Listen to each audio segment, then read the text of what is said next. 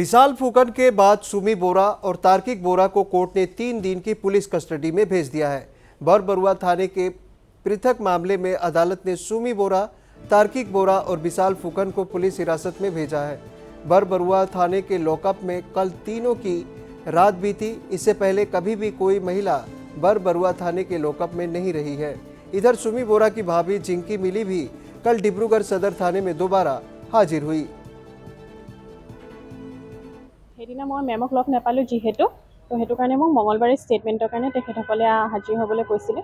তো সেইটো কাৰণে মই আজি আহি পেলাই ইয়াতে হাজিৰ হৈছোঁ। অভিযোগবোৰ মোৰতো এতিয়া সঁচা কথা ক'বলৈ গ'লে এফআইআৰত মোৰ নামেই নাই।